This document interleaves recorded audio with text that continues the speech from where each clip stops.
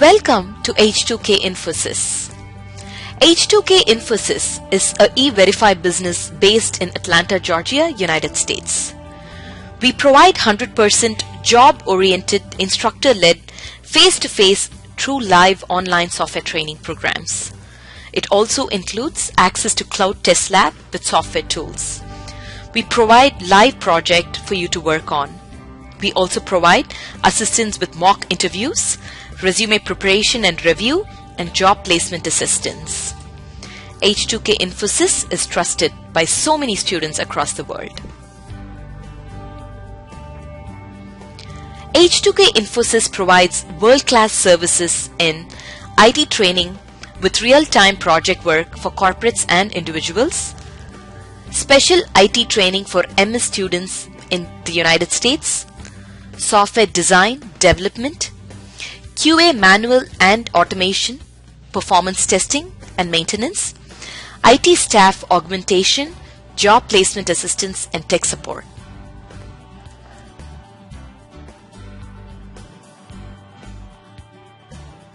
So he was supposed to handle the exception, but not you. Either you can directly throw the exception back to the caller, or else you can handle the exception in such a way that you just want to know what kind of an exception that your code is getting. See, on your logs or on your console, you just want to see what kind of exception that my code is raising. Either you can follow this approach and directly send this to client, or else you can catch the exception and throw the exception manually now back to the caller. Let us go and execute. And one more thing is, here you have already constructed the exception object. There is no point of creating one more time here. Whatever that you have received, you can just throw back the same object, and the client, it's the client responsibility to handle the exception now. Let us go and execute it now. Depth value is less than 0. Once after that, you are going to construct an exception, and there is a matching handler here. Exception occurred. It has printed. Once after that, you are again throwing. Whenever a throw statement has occurred, it will find the matching catch handler. Currently, it was thrown from the catch handler itself, and you don't have any nested catch handlers, and it will be going to send back to the caller method. So the caller method for this is, who is the caller method for set depth? The caller method is your main method itself. So the exception will be sent back to the main method. I don't know the reason why the new keyword is what if we have a couple of throws? How does it know which one to catch?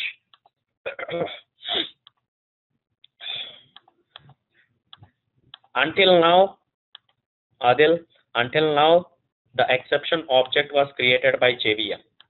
But with respect to the current case, you are explicitly throwing an exception. So previously, when we are handling the arithmetic exception or array index out of bound exception, whenever an exception has raised, Java will be going to prepare an exception object for you, and it will call the catch handler. But here in this case, there is no issue with respect to any operation. The issue is with respect to the data that was passed by the client. You are putting a separate exception case, which is depth less than or equal to 0. Only in this case, you are trying to construct an object. You can't ask JVM, when the depth less than 0, create an exception object and send it back to the client, because you are trying to write a manual case here. When you want to write a manual exception case, it's your responsibility to create an exception object. So to create an exception object, you should use new operation only, because by using new only, you are going to create an object. See, this is just like throw E. Currently, you have specified. Whenever you are using superclass reference to subclass object exception E equal to new arithmetic operation. See, if you are confused about this particular line, you can just take this as separate statement. Arithmetic operation AR equal to, and you can directly throw this one. Sorry. Just construct an object and throw the same by using throw statement. So instead of doing like this, I have just specified directly with respect to throw clause.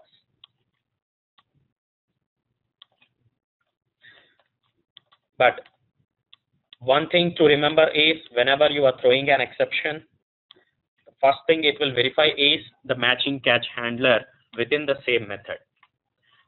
If it didn't find any, it will send back to the caller method. The caller method is currently our main method. Come back to our case now. So currently you can see that the exception was raised. Where is this print stack trace got specified? This one was specified with respect to box client. Currently the client don't have any handlers, catch handlers, and the exception was caught by our default handler, and that means our default handler will use the print stack trace, and it has printed the exception stack trace. You can see that java.lang.arithmetic exception depth value shouldn't be less than 0. By looking at this message from the client side, you'll be able to understand that he is sending the data as less than 0, and he was supposed to rectify the data and supposed to pass the data or send the data properly. And you can see that the stack trace, until now we are seeing the stack trace from the same class. Currently you can see that from different classes the first exception has occurred at this level, and the nested exception, it was there at this level.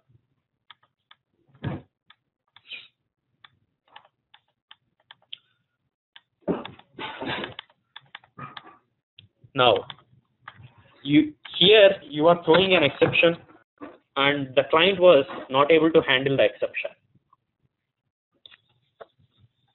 That's why the exception was handled by our JVM or our default handler.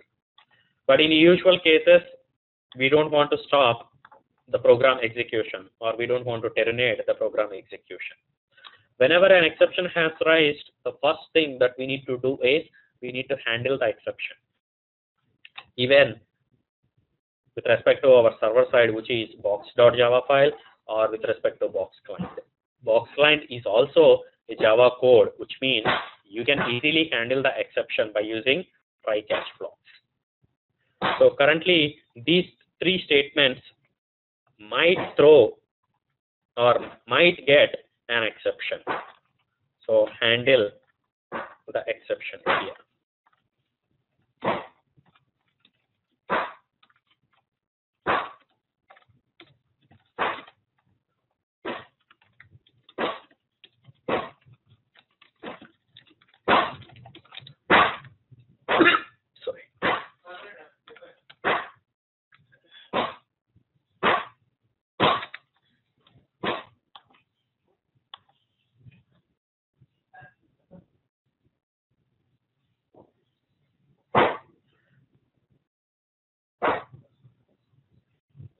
What is the difference between throw new exception versus throw arithmetic exception? If you are sure that you will be going to get arithmetic exception, you can directly throw arithmetic exception, or else if you are not sure, you can just throw the superclass object. It's up to you what kind of exception that you want to construct. Each value has to be having try catch. Yeah, normally you won't write a separate try catch block for each and every statement. That will be hard to write a catch block for each and every statement.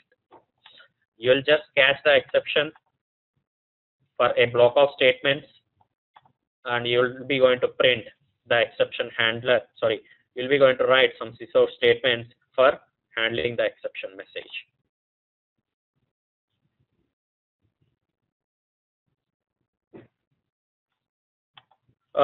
There is no difference between those two statements.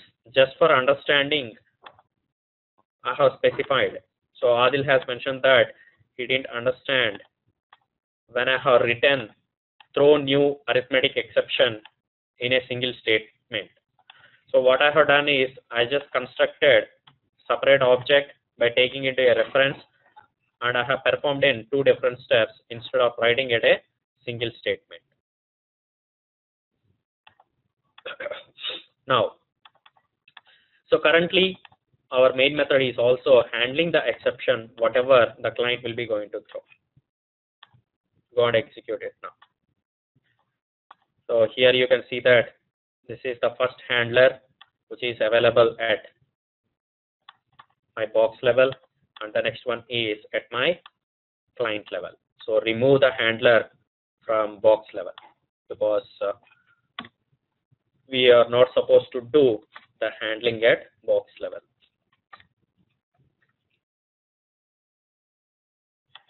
Go and execute it now.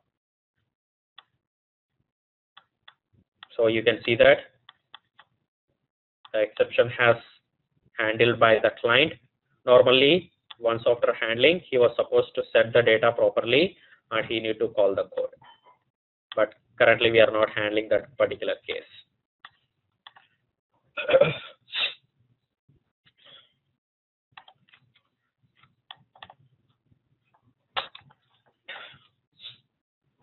With respect to throw clause, under exception, we have two types. The first one is checked exception, and the next one is unchecked exception. Currently, you are throwing one exception. See, here you are throwing, from box, you are throwing arithmetic exception. The client is handling superclass reference, which is exception level. So that means our JVM can easily match the catch handler, and JVM can call this particular handler code and execute the code. Let us say instead of the client doesn't know that he'll be going to get either arithmetic exception or index out of bound exception, and he don't want to handle the top level exception, and he is directly handling only index out of bound. Let us assume that the client is not using the catch superclass reference. What happens in this case?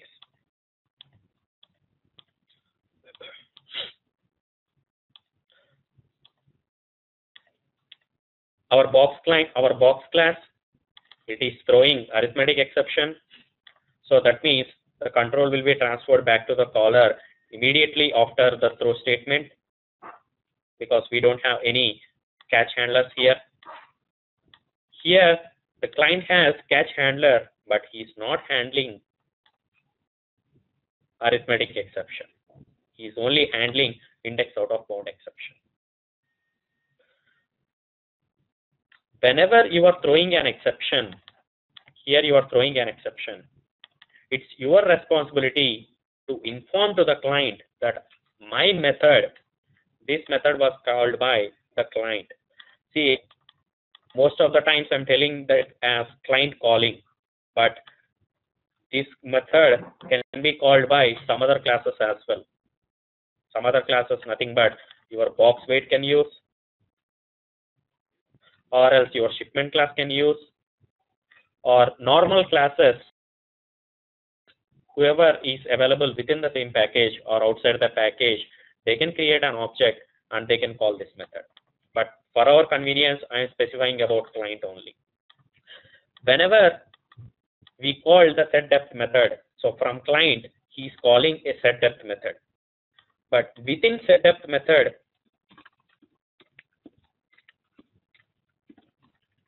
you have some crucial code, and this method might throw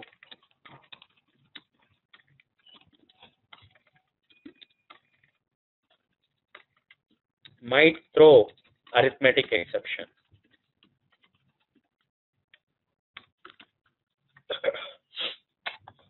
But did you inform the same to the client that this method, the caller method, hey caller method, you'll be going to get an arithmetic exception when you are trying to call a method called setDepth. You should inform to the client about the same. To inform the exception object, nothing but what kind of exception that will be going to raised by the method. To inform about exception object, you'll use another keyword called throws keyword. The throws keyword is associated with method syntax. Method syntax nothing but public data type, method name, parameters. Until now, this syntax we already familiar. You just need to append throws keyword to specify the exception type. If the method is throwing more than one exception, you just need to specify all the exceptions with comma separated. When this method was called by the client classes or any other classes, see, by looking at the method signature, the client will understand that he was supposed to pass, these are the parameters that he was supposed to pass. Let us say in case of set width only, int data, or else consider about our calculate volume. Let us assume that our calculate volume accepts 3 parameters. So the client sees that he was supposed to pass 3 parameters and he will get the return value as long. In the same way, he will also see that this method is throwing some exceptions.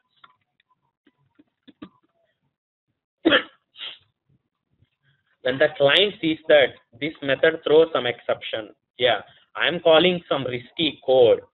Risky code is nothing but your set width method. But I am aware of this particular exception and I know that the method will be going to throw this kind of exception and I'll be going to handle this exception by using try catch block.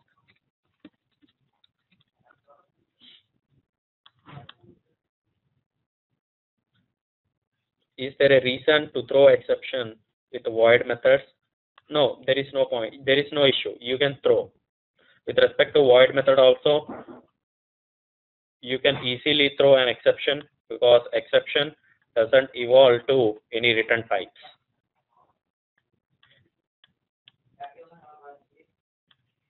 Try catch block. See, let us say our our set depth syntax. I'm changing the syntax now. Throws arithmetic exception. I'm specifying that this method is throwing arithmetic exception. So now, when the client sees the set depth method, he'll be able to understand that this method will be going to throw an exception, which is arithmetic exception, and he was supposed to handle that exception, arithmetic exception. He was supposed to handle that exception, and then only he can able to execute the call flow, execute the method.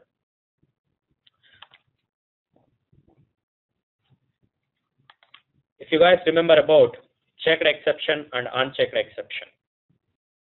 Checked exception is verified by the compiler and unchecked exception is not verified by the compiler. Currently, you are throwing arithmetic exception, which is unchecked exception. So that means your compiler won't bother whether you are throwing the exception or you are informing to the client about the exception or not. Normally, when you are throwing any exception, let us say you are constructing throw new exception object. exception object you are constructing. When you are constructing by using throw new exception. When you say exception, that is a checked level only, because at this level all these are checked exceptions. Your exception is also a checked exception. Only runtime exception classes are unchecked. So if you are throwing this particular exception, your compiler verifies that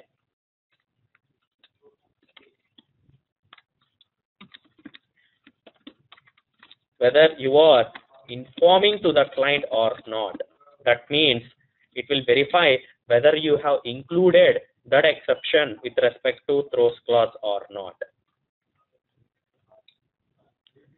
Second case is when the client is trying to call that method,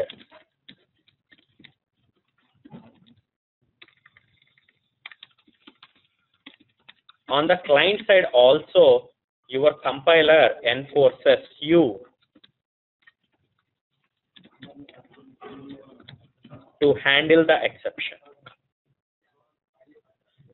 But currently you can ask, like, with respect to arithmetic exception, we don't have throws class,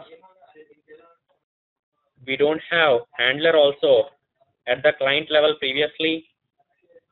Still we didn't get any compiler issues. The reason for that is your compiler won't bother about unchecked exceptions. Let us change the code to checked exceptions. I'm commenting this here, and I'm following the second approach, new exception of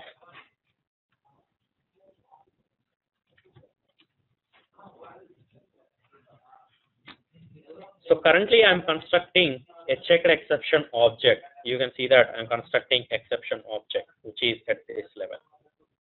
When you are constructing a checked exception object to throw manually from your code, you should specify a throws clause to inform to the client that this method will throw an exception of type exception. What is the error message here?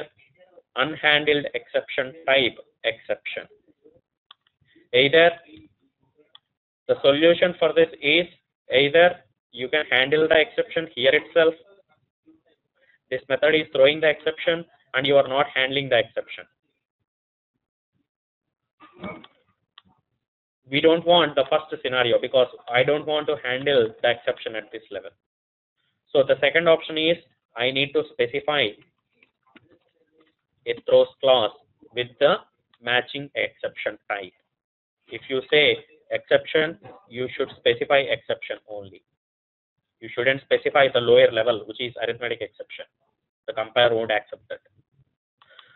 When this method specifies that, yeah, I am throwing an object of type exception, whoever is the caller for this method, they must handle an exception of type, whatever that was thrown by this particular method.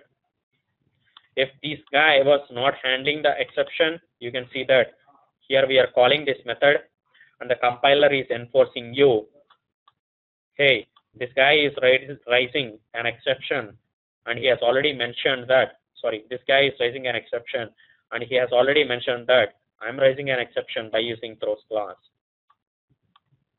So your compiler knows that this method call is risky and that method might throw an exception of type exception and this guy is not handling properly, and your compiler will be going to enforce that you should handle exception object. Sorry. But if it is a unchecked, no issues. Either you are handling or you are not handling at the client side, the compiler doesn't bother. But if you are handling the checked exception or raising a checked exception, the compiler will be going to enforce you that you should handle a checked exception. Currently, you can see that the same flow, but you are handling in a different way, and you are enforcing the client to handle the exception. See, the reason why we have constructed an exception object at this level is, if you construct an arithmetic exception or any kind of unchecked exception, you are not informing to the client to handle the exception properly. But if you specify a checked exception, then you have an option of informing to the client or enforcing the client to handle the exception properly. That is the reason normally we'll throw only checked exceptions, and we won't go for unchecked exceptions until and unless it is required. Normally, when we'll get runtime exceptions, it is only because of the data that was sent by the clients. Either it can be arithmetic exception or null pointer exception or any other kind of stuff. We have seen about arithmetic exception and index out of bound exceptions. One more important exception class is null pointer exception. Normally, null pointer exception will come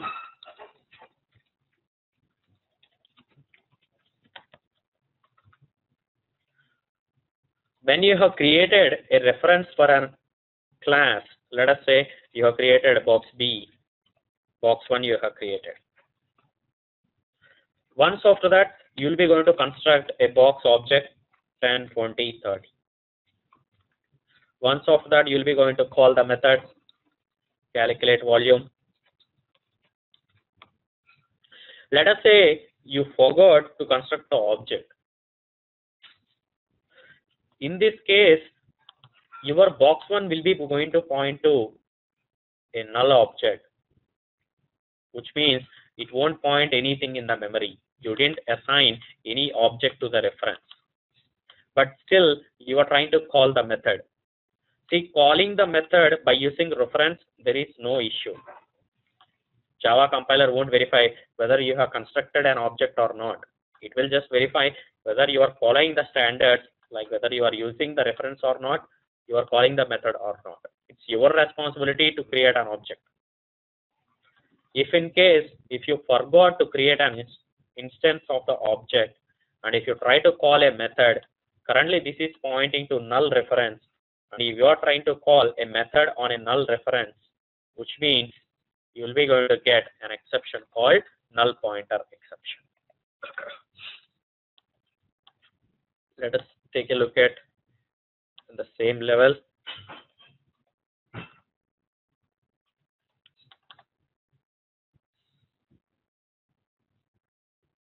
Or let us say this is a local variable, so I need to initialize the data. So I am initializing to null instead of an object, and I am trying to access the setDepth method. You can see that exception occurred, java.lang.null pointer exception. There is no exception message also, because by looking at the exception message itself, you should understand that you haven't created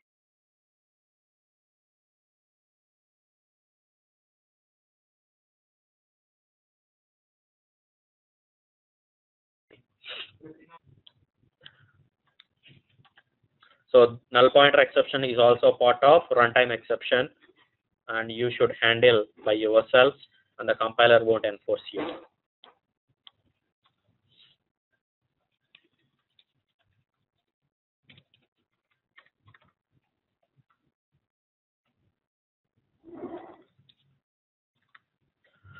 The next one is finally keyword. Come back to our box code only.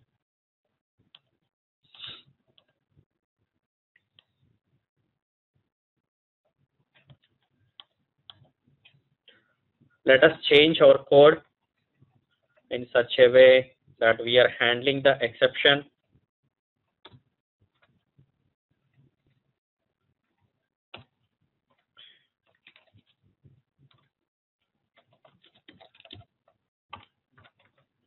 And we are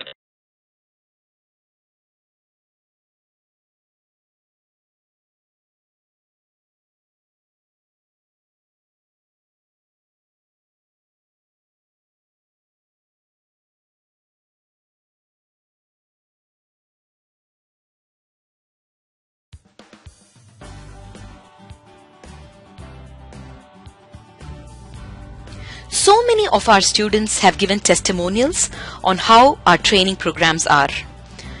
You will find them on kudzu.com and on our website h2kinfosys.com.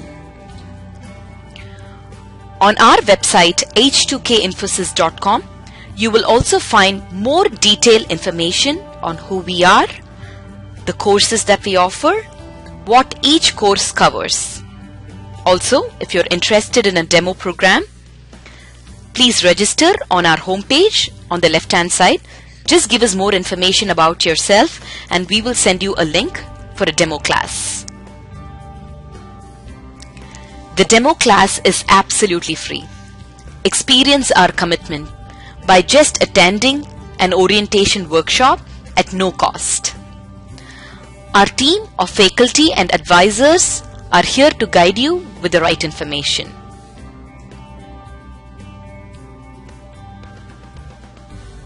If you still have more questions, please feel free to call us.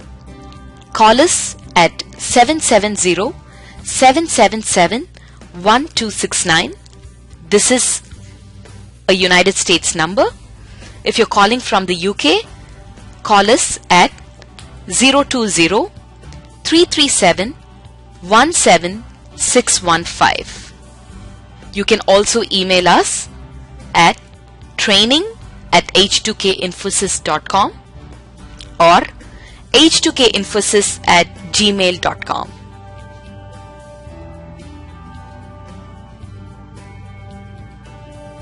Thank you for watching our videos.